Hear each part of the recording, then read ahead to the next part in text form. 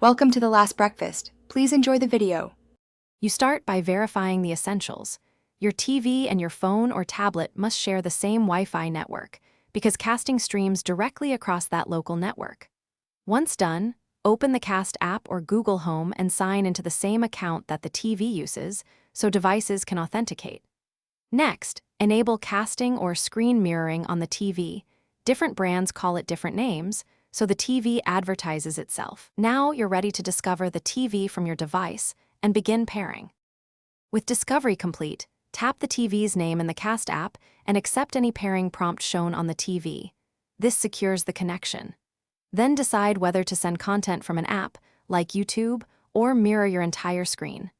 App casting uses optimized streaming, while mirroring shows everything but may cost battery and quality.